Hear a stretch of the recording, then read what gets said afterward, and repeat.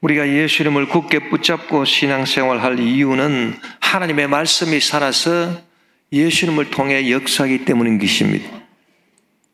그래서 오늘 본문 12절에 보면은 하나님의 말씀에 대해서 하나님의 말씀이 살아있고 활력이 있고 이러저러하다.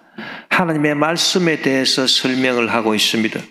그러고 난 다음에 14절에 그러므로 하나님의 말씀이 이렇게 살아서 활력이 있고 이렇게 역사하기 때문에 그러므로 라고 하는 접속사를 통해서 우리가 하나님의 아들 예수 그리스도를 믿는 믿음의 도리를 굳게 잡을지어다 그렇게 말씀했습니다. 그렇기 때문에 우리가 예수님을 믿고 신앙생활을 하는 이유는 예수님을 통해서 하나님의 말씀이 우리에게 역사하기 때문이지 다른 이유가 아닌 것입니다. 우리가 신앙생활을 할 때 하나님의 말씀이 예수님을 통해서 역사한다. 나한테 역사한다. 그런 믿음을 갖고 우리가 예수님을 굳게 붙잡아야 되는 것입니다. 여러분 본문 히브리서 4장 12절 하나님의 말씀은 살아있고 활력이 있어 좌우에 나선 어떤 것보다도 예리해서 혼과 영과 및 관절과 골수를 찔러 쪼개기까지 하며 또 마음의 생각과 뜻을 판단한다고 말씀했습니다. 하나님의 말씀은 살아있다는 것입니다. 그러면 살아서 역사하는 것이 하나님 말씀밖에 없느냐? 하나님 말씀만 살아있느냐? 세상에 살아있는 것들이 많지 않느냐? 우리도 살아있어서 오늘 교회에 나와서 하나님께 예배드리고 있는데 하나님이 살아계신 것하고 피조물이 살아있는 것하고는 무슨 차이가 있느냐? 그렇게 우리가 질문할 수 있을 것입니다. 하나님의 말씀은 살아있고 활력이 있다고 했는데 이 활력이 있다라고 하는 이 말씀이 무슨 의미냐면은 하나님의 말씀은 그 자체가 살아있을 뿐 아니라 그 속에 남도 살리는 능력이 있다. 그 말인 것입니다. 스스로도 살아있을 뿐만 아니라 남도 살리는 능력을 하나님 말씀은 갖고 있는 것입니다. 그런데 피조물이 살아있는 것은 그렇지 않습니다. 피조물이 살아있는 것은 스스로 살아있을 뿐이지 그 속에서 자기를 살리는 것도 없고 남을 살리는 것도 없습니다. 그냥 살아있을 뿐이지 살리는 것은 없다 그 말인 것입니다. 그런 존재가 피조물인 것입니다. 오직 하나님의 말씀만이 스스로 살아있을 뿐만 아니라 다른 모든 것들을 다 살리는 역할을 하는 것입니다.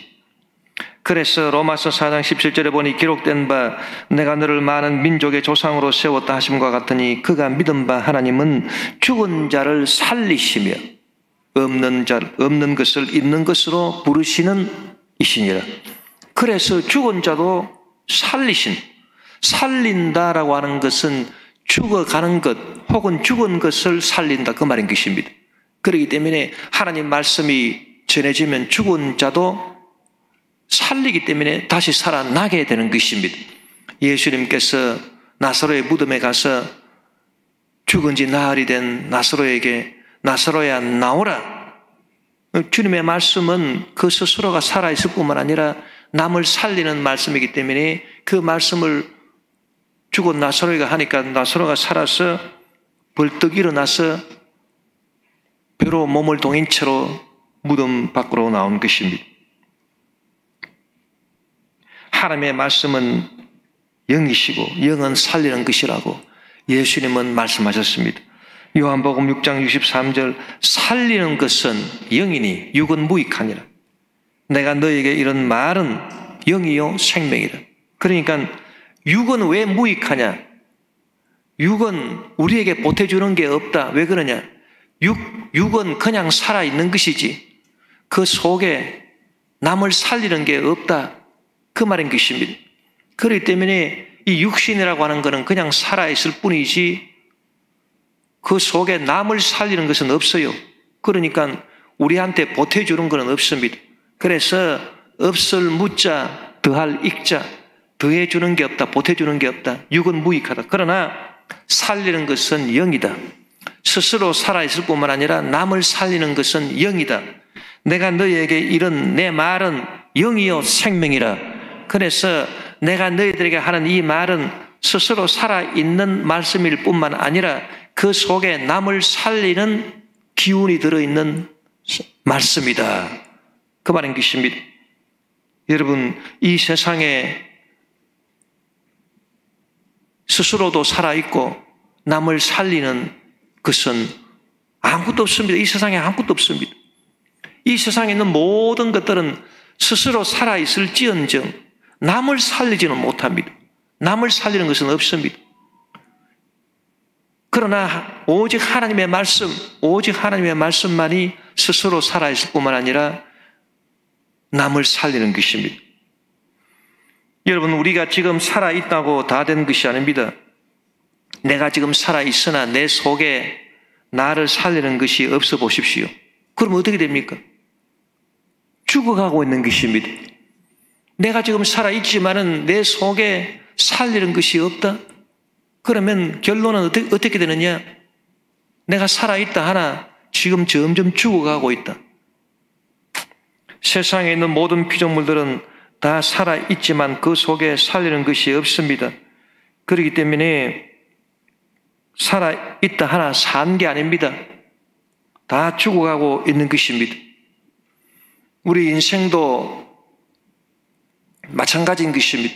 우리 인생이 원래 아담 하와가 이 세상에서 하나님의 창조로 이 세상에 나와서 살게 됐을 때는, 죄를 안 지었을 때는 하나님의 말씀, 살리는 영이 그 속에 늘 있었습니다. 그렇기 때문에 안 죽습니다. 왜냐하면 계속 살리는 것이 있기 때문에 또 살아나고 또 살아나고 또 살아나고, 그러니까 영원히 살게 되어 있는 것입니다. 그러나 우리 조상 아담 하와가 죄를 범하고 하나님과 관계가 끊어졌습니다. 하나님 말씀이 떠나가 버리고 말았습니다. 살리는 역사가 떠나갔습니다. 그러니까 아담 하와는 살아있다 하나 점점 죽어가고 있는 것입니다. 그러다가 마침내 죽어서 사라졌습니다.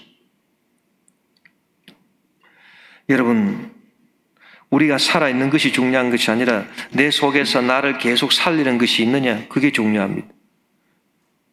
그렇지 않으면 이 세상의 모든 피조물들, 우리 인생들도 다 살아있지만은 죽어가고 있는 것이고, 그렇기 때문에 여러분, 철학자 하이데거는 말하기를 눈에 보이는 존재자는 살아있지만 그 존재자의 눈에 보이지 않는 존재, 있음, 그 속에는 허무가 있다.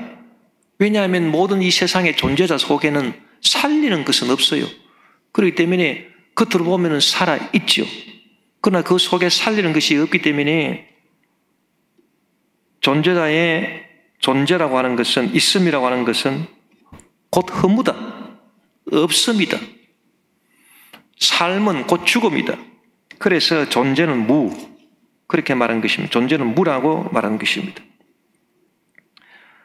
여러분, 우리의 마음도 육신도 우리의 삶도 온 우주도 지금 다 살아있는 것 같으나 하나님의 말씀 살리는 영이 없으면 다 죽어가고 있는 것입니다.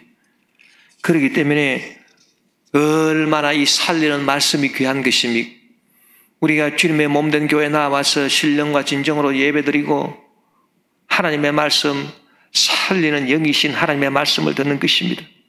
그러면 하나님의 말씀이 내 심령 속에 들어와서 죄로 말미암아 분열되고 방황하고 낙심하고 죽어가는 내 심령이 다시 살아나게 되고, 또 교회에 와서 말씀을 들으면 이 말씀이 각종 질병으로 말미암아 죽어가는 내 육신을 다시 살아나게 하고 다시 살리고, 죄로 말미암아 저주와 환난으로 찌들어서 죽어가는 내 생활이 다시 축복으로 살아나게 되는 것입니다. 그렇기 때문에 하나님 말씀을 듣는 것은 얼마나 중요한 일인지 모릅니다. 여러분, 우리가 아무리 지혜가 있고 아무리 지식을 얻는다 하더라도, 아무리 우리가 권력이 있고 명예가 있다 하더라도, 아무리 돈이 많다 하더라도 그런 것들은 나를 살리는 것은 될 수 없습니다. 오직 하나님의 말씀만이 나를 살리는 것입니다. 그렇기 때문에 하나님, 당신의 말씀을 늘 나에게 들려주시옵소서. 그래서 내 심령이 늘 살아나고 내 육신이 늘 살아나고 내 생활이 늘 살아나게 도와주시옵소서. 말씀은 우리를 어떻게 살리는 것입니까? 여러분, 먼저 우리가 알아야 될 것은 내 속에는 나를 살리는 것이 없다. 그렇게 우리가 깨달음을 얻고 우리가 겸손히 주님 앞에 나와서 무릎을 꿇어야 되는 것입니다. 우리가 아무리 지식을 쌓고 지혜가 있고 아무리 우리가 가진 것이 이것저것 많다 하더라도 그런 것들은 나를 살리는 것이 될 수가 없습니다. 바울이 말하기를 내 속에 선한 것이 없다 했는데 내 속에 나를 살리는 것이 없다 그 말인 것입니다. 로마서 7장 18절 내 속 곧 내 육신에 선한 것이 그하지 아니하는 줄을 아노니 원함은 내게 있으나 선을 행하는 것은 없노라. 그래서 내 육신 속에 나를 살리는 것이 없다.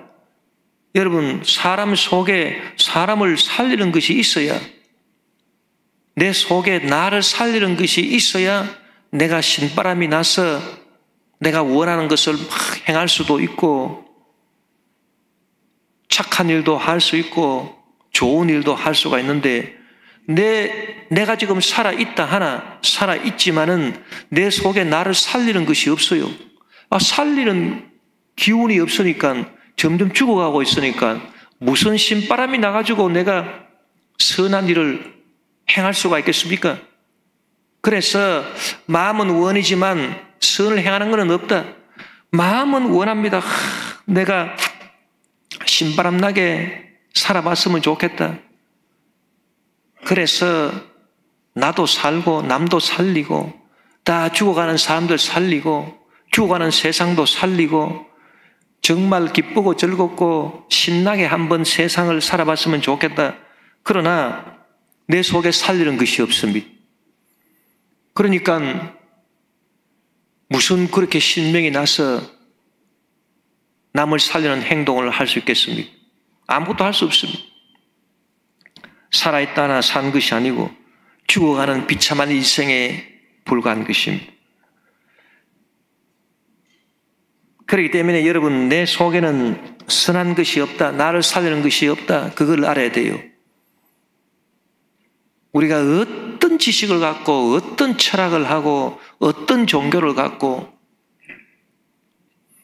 어떠한 권력과 명예와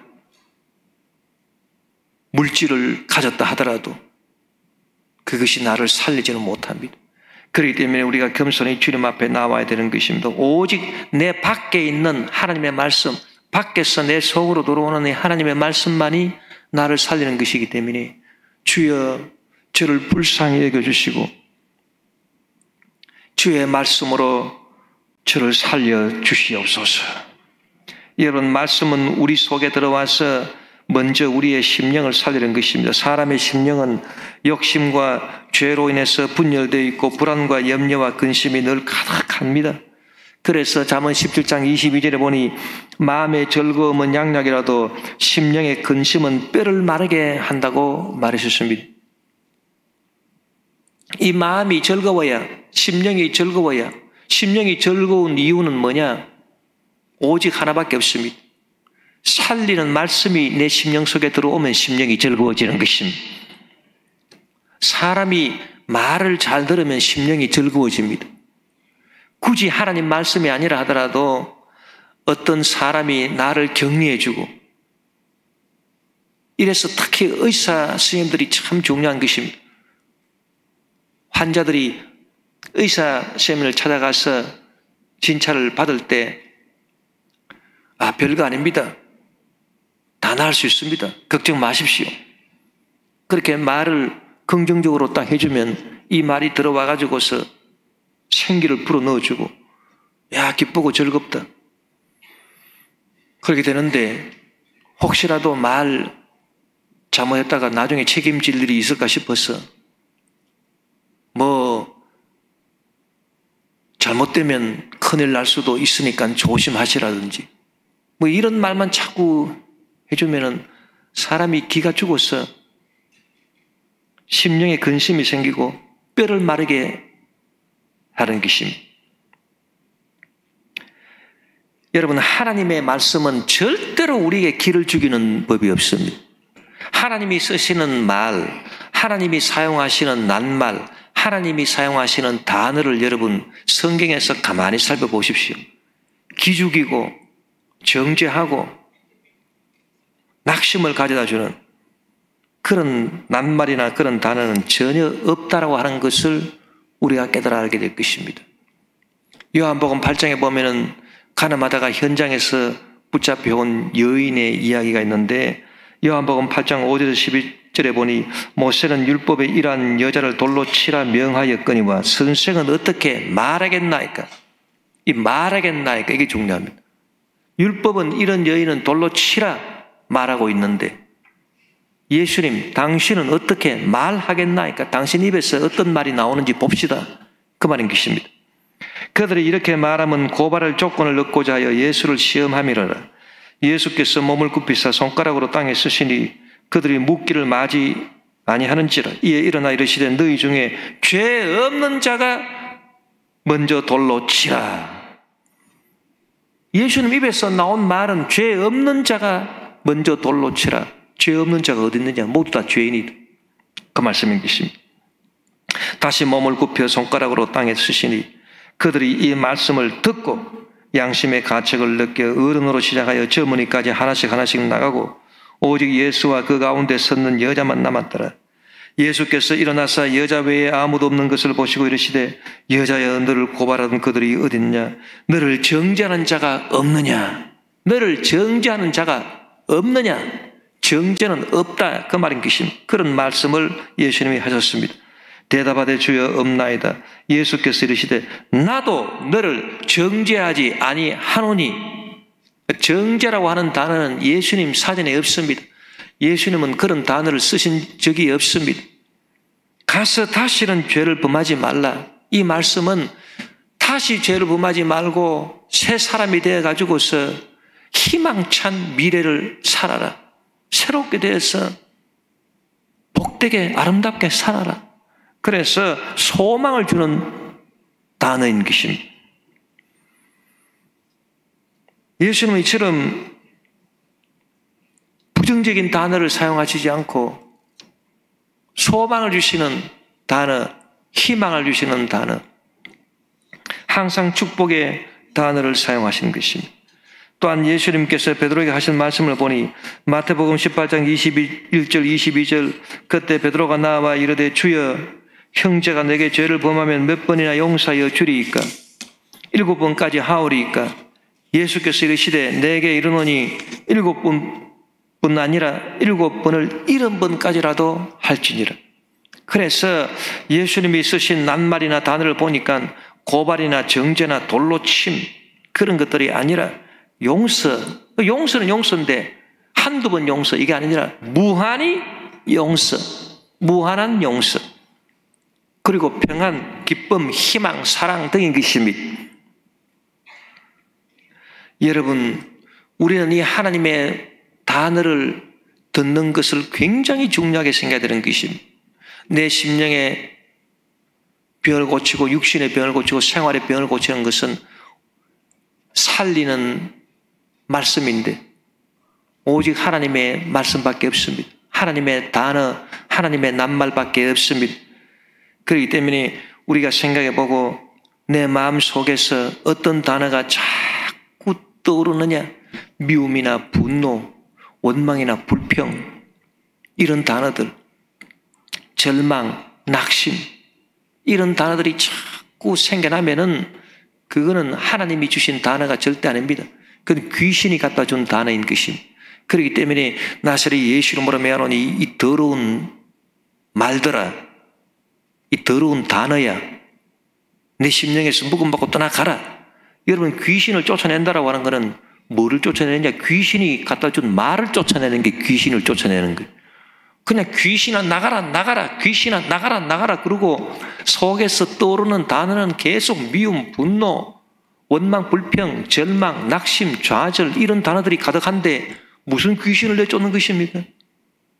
귀신을 내쫓는다라고 하는 것은 다른 게 아닙니다. 여러분, 귀신이 갖다 준 말을, 귀신이 나한테 집어넣어 준 단어를 쫓아내는 것입니다. 그래서 부정적인 단어들, 악한 단어들, 그런 것들을 다 나세리 예수 이름으로 쫓아내는 것이 귀신 쫓아내는 거예요. 그러고 난 다음에 하나님이 주신 말씀을 받아들이고 하나님이 쓰신 단어를 우리가 받아들이는 것입니다. 그래서 나는 죄사함을 받았습니다. 나는 용서받았습니다. 나는 건강합니다. 나는 이제 승리자가 되었습니다. 나는 이제 새 사람이 되었습니다. 할렐루야. 그럴 때 여러분 하나님의 위대한 역사가 나타나게 되는 것입니다. 하나님이 쓰시는 단어, 하나님이 쓰시는 낱말은 내 심령에 들어와서 내 심령을 고치고 그리고 내 몸을 또 고치는 것입니다. 출애굽기 15장 26절 이르시되 너희가 너희 하나님 나 야훼의 말을 들어 순종하고 내가 보기에 의를 행하며 내 계명의 귀를 기울이며 내 모든 규례를 지키면 나 야훼의 말을 들어서 내 단어를 들어서 순종하고 거기에 또 내 계명도 하나님의 말씀, 하나님의 말씀인 것입니다. 계명의 귀를 기울이며 내 모든 규례를 지키면 내가 애굽 사람에게 내린 모든 질병 중 하나도 너희에게 내리지 아니하리니 나는 너희를 치료하는 야훼임이니라. 할렐루야. 하나님이 쓰신 단어와 낱말들을 보니까 질병 중 하나도 내리지 않는다. 그리고 치료, 건강 이런 것들입니다. 여러분 우리 몸은 유기적으로 서로 각 지체가 구성되어 있기 때문에 한쪽만 건강하다고 되는 게 아닙니다. 나는 대뇌, 소뇌, 중뇌, 간뇌 다 내가 건강하기 때문에 나는 됐다. 아무리 두뇌가 건강하고 그렇다 하더라도 심장에 안 좋아버리면 다 온몸이 다 아파버려요. 나는 뭐 심장이 튼튼하고 두뇌도 튼튼하다. 위장이 안 좋으면 또 아무 소용없고 다 튼튼하다 하더라도 콩팥이 안 좋으면 또 아무 소용없어. 다른 것이 다 건강하다 하더라도 근육이 건강하지 않으면 아무 소용없어. 사람들이 근육은 별로 중요하지 않는 것처럼 생각할지 몰라도 여러분 근육이 얼마나 중요한지 아십니까? 근육이 무기력해지는 근무력증, 굉장히 무서운 병입니다. 루게릭병 걸리면은 보통 1년 안에 다 세상을 떠납니다. 왜냐하면 우리 몸이 다 근육으로 되어 있는데 말초신경에서부터 힘이 점점 근육의 힘이 빠져가지고 나중에 급속도로 진행돼서 자꾸 중심부로 옵니다. 그래서 나중에는 숨도 못 쉬 제대로. 왜냐하면 허파를 숨쉬게 하는 게 그게 허파의 근육이 무력이지. 심장을 뛰게 하는 게 심장도 근육이라. 근육이 무력인 심장도 안 뛴다. 그럼 뭐 죽는 것입니다. 그러니 근육이 얼마나 중요하냐. 그렇기 때문에 여러분 사지백체, 오장육부, 이목구비 모든 피가 얼마나 중요해요. 생명이 피예요. 피부가 얼마나 중요한지 또 모릅니다. 연골, 인대, 근육, 뼈, 점막, 관절, 임파선 그리고 혈관이 얼마나 중요한지 모릅니다. 사람이 늙어서 병들어서 세상을 떠나는데 죽음에 이르는 병 가운데 가장 치명적인 병이 다 이 혈관 질환입니다. 내 혈관이 이제 수도관이 녹슬듯이 잘못돼가지고 그 속에 혈전도 끼고 기름덩어리도 끼고 이래가지고 다 혈관이 병들어가지고서 내 혈관, 심혈관, 질환 그것이 사망 원인의 첫 번째인 것이. 그러므로 병들이라고 하는 것은 좌우지간 모든 병이 하나도 안 걸려야 되는. 하나님은 뭐라고 말씀하십니까? 애굽 사람에게 내린 질병 중 하나도 너희에게 내리지 아니하리니 나는 너희를 치료하는 야훼 라빠의 하나님이다. 그래서 육신의 질병, 마음의 질병 하나도 내리지 않는다는 것입니다. 여러분 하나님이 쓰시는 이 낱말들이나 단어들을 보면은 참 정말 우리를 살리는 것들입니다. 어떤 사람은 말하기를 하나님이 우리한테 고난을 주시지 않느냐 그렇게 말했습니다. 그런데 에레미야 29장 11절에 보니 야훼의 말씀이니라 너를 향한 나의 생각을 내가 하나니 평안이요 재앙이 아니니라 너희에게 미래와 희망을 주는 것이니 하나님이 쓰시는 단어는 평안이지 재앙이 아니라고 말했었습니다. 그러면 하나님이 나한테 고난이라는 단어는 주시지 아니하시는가?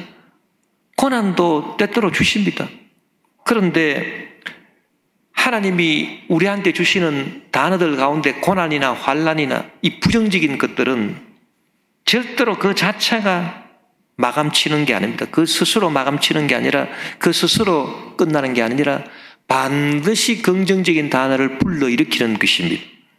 그래서 이사야 38장 17절에 보니 보옵소서 내게 큰 고통을 더하신 것은 내게 평안을 주려 하심이라 주께서 내 영혼을 사랑하사 멸망의 구덩이에서 건지셨고 내 모든 죄를 주의 등 뒤에 던지셨나이다. 그래서 하나님으로부터 고통이라고 하는 단어가 들어왔습니다. 그런데 이 고통이라고 하는 단어는 그 자체로 끝이 아닙니다. 끝은 뭐냐? 평안인 것입니다. 내게 큰 고통을 더하신 것은 내게 평안을 주려 하심이라.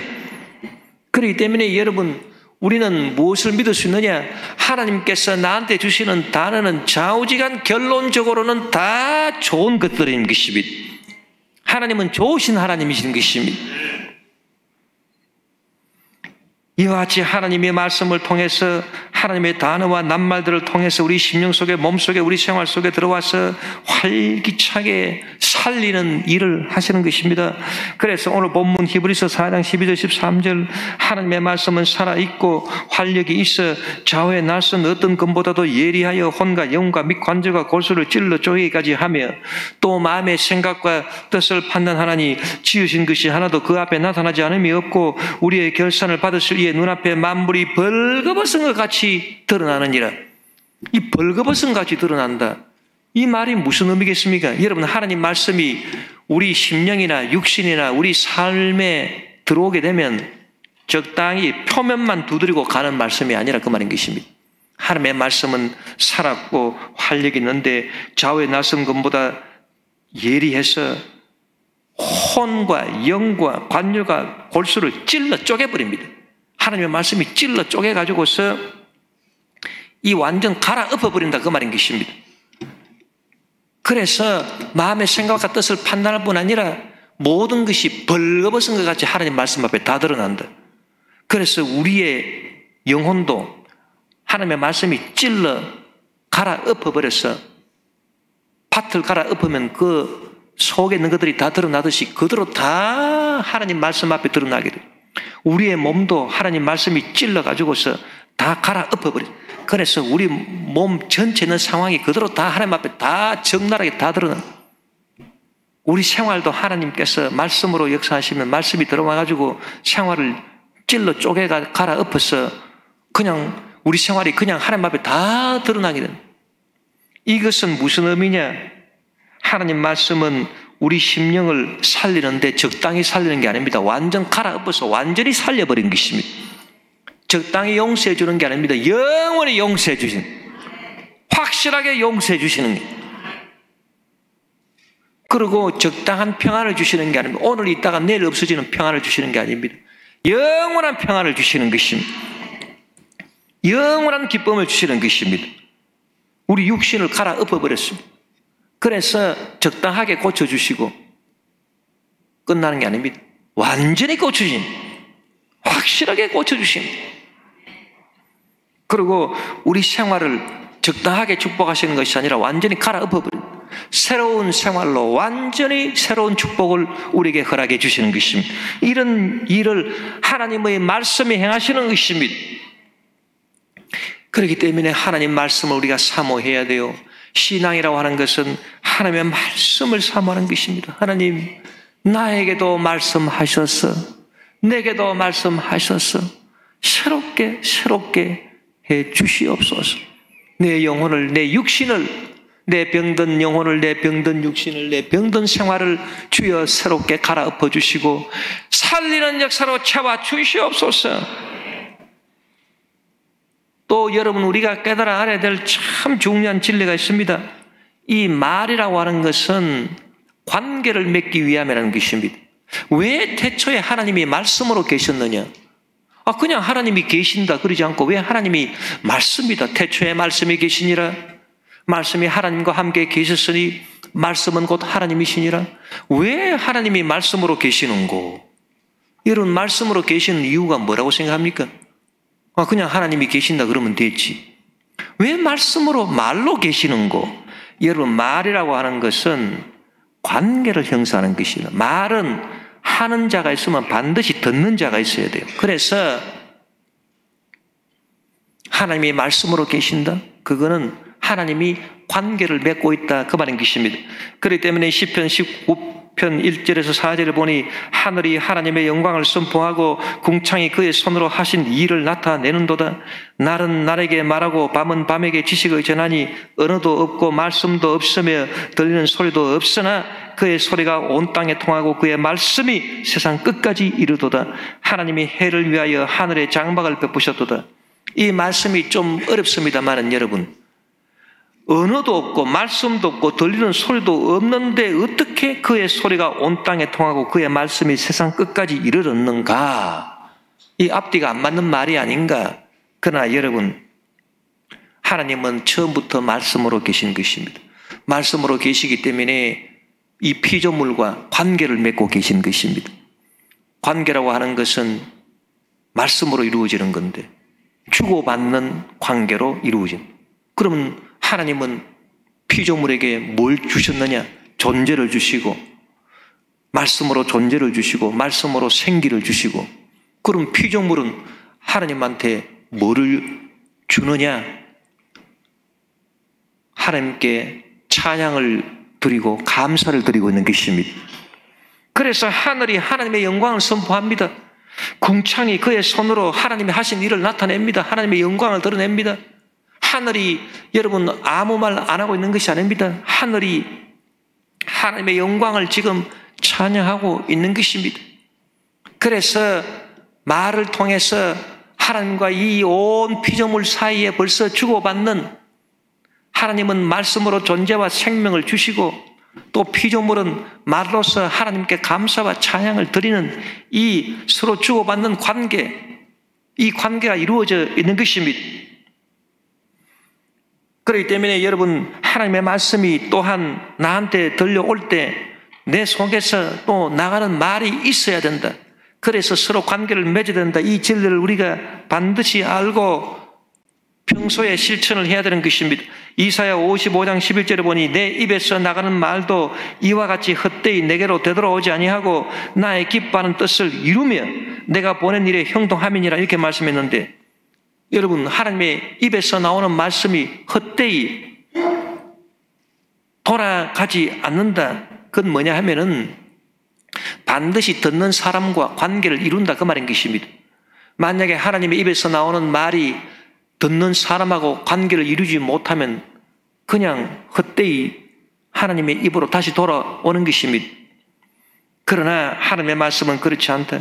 하나님의 입에서 나가는 말이 쫙 나가서 반드시 듣는 사람하고 관계를 맺는다. 그래서 헛되이 끝나지 않는다. 다시 돌아오는 법이 없다. 탁 말씀이 나가서 듣는 사람하고 반드시 관계를 맺는다.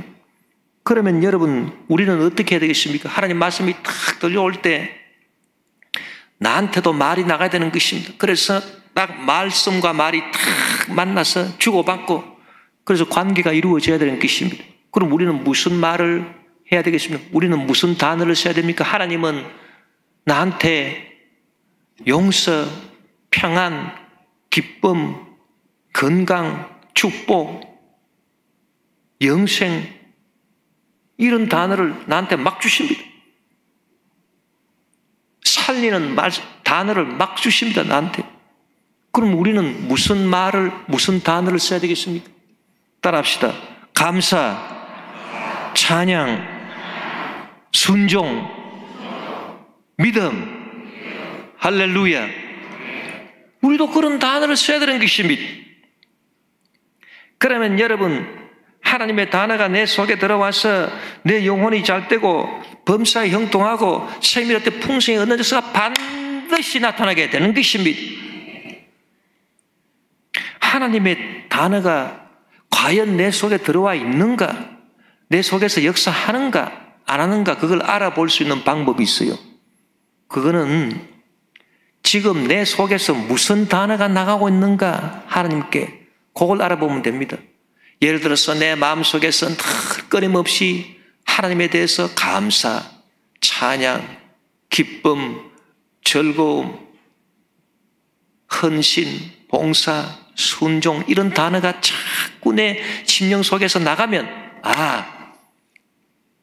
하나님의 단어가 내 속에 들어왔구나, 그래서 나하고 관계를 딱 맺었구나, 그걸 알 수가 있습니다. 그래서 지금 하나님의 단어가 내 속에 역사해서 내 지금 영혼이 지금 치료받고 있고 내 몸의 병이 다 지금 고침받고 있고, 할렐루야, 내 생활에 하나님의 역사가 일어나고 있구나, 할렐루야, 그런 걸 알 수 있어요. 그러나 내 속에서 나가는 단어를 보니까 미움, 분노, 원망, 불평, 절망, 낙심, 뭐 이런 것들이 자꾸 나옵니다. 그러면 이런 단어들이 어떻게 하나님의 단어를 만날 수 있겠습니까? 귀신이 갖다 준 단어를 만나지요. 하나님이 나한테 주신 단어를 만날 수 있겠습니까? 만날 수 없어요. 끼리끼리 어울리는데. 그래서 여러분, 우리가 늘 내 마음속에서 나오는 단어를 생각해 봐야 되는 것입니다. 그래서 내 마음속에 절망이나 낙심이나 원망이나 불평이나 미움이나 분노나 원한이나 뭐 이런 단어들이 자꾸 떠오르면, 또 질병에 대한 단어들, 암이다, 염증이다, 뭐 이런 단어들이 자꾸 떠오르면, 그때는 여러분, 우리 스스로 예수 이름으로 귀신을 쫓아내야 됩니다. 귀신이 준 단어들이다 생각하고 다 예수 이름으로 쫓아내고 내 마음속에서 찬양과 감사의 단어가 나올 수 있도록 해야 되는 것입니다. 그렇기 때문에 시편 103편 1절에서 5절에 내 영혼아 야훼를 송축하라, 내 속에 있는 것들아 다 그의 거룩한 이름을 송축하라, 내 영혼아 야훼를 송축하며 그의 모든 은택을 잊지 말지어다. 하나님께 찬양하고 감사하는 단어가 자꾸 나옵니다. 그러니 그가 네 모든 죄악을 사하시고 내 모든 병을 고치시고 내 생명을 파멸해서 속량하시고 인자와 긍휼로 간을 씌우시고 좋은 것으로 내 소원을 만족케 하사 내 정추를 독수리같이 새롭게 하시는도다. 하나님의 역사가 나타나게 되는 것입니다. 시편 100편 4절에서 5절 보니 감사함으로 그의 문에 들어가며 찬송함으로 그의 궁정에 들어가서 그에게 감사하며 그의 이름을 송축할지어다. 야훼는 선하시니 그의 인자심이 영원하고 그의 성실하심이 대대에 이르리로다. 할렐루야. 그래서 감사 찬양을 끊임없이 우리가 하나님께 드려야 되는 것입니다. 여러분, 관계라고 하는 것은 쌍방관계인 것입니다. 하나님 쪽에서 우리에게 오기도 하지만, 그래서 우리가 대응하기도 하지만 우리 쪽에서 먼저 나갈 수도 있습니다. 단어가 우리 쪽에서 먼저 하나님께로 나갈 수도 있다. 왜? 쌍방적이기 때문에. 반드시 하나님 쪽에서 단어와 낱말이 나한테로 오고 내가 거기에 내 단어를 탁 맞추어서 관계를 형성하는 것만은 아닙니다. 내가 먼저 하나님께 단어를 내보낼 수도 있습니다. 그게 뭡니까? 내가 먼저 내보내는 것. 그것이 바로 기도인 것입니다, 여러분. 우리가 어떤 문제가 생겼을 때, 또 질병이 생겼을 때, 어려운 일이 생겼을 때 주님께 먼저 단어를 드리는 것입니다. 주여 이 문제를 해결해 주시옵소서. 아무것도 염려하지 말고 오직 기도와 간구로 너희 구할 것을 감사함으로 하나님께 아뢰라. 자꾸 아뢰는 것입니다. 그리하면 우리 쪽에서 나간 단어가 자꾸 하나님께 아뢰지면, 그리하면 모든 지각에 뛰어난 하나님의 평강이 그리스도 예수 안에서 네 마음과 생각을 채우시리라. 이제 하나님 쪽에서 살리는 영이신 단어가 막 들어오는 것입니다. 그래서 죄사함 받고 용서받고 치료받고 우리가 기도하는 문제가 해결되고 하나님께 영광이 되는 것입니다. 하나님의 용서, 치료, 축복이 우리 삶에 꽉 들어차게 되고 우리 영혼과 우리 육신을 또 채우게 되는 것입니다. 여러분, 하나님의 말씀은 살아서 지금도 살리는 역사를 베풀고 계시는 것입니다. 우리가 그 무엇보다도 이 살리는 것을 체험해야 되는 것입니다. 주여 살리는 말씀, 당신의 말씀을 오늘도 들려주시고 내 기도에 응답하여 주시옵소서. 믿음으로 늘 주님의 말씀을 받고 승리하는 저와 여러분 다 되시기를 주름으로 축원합니다.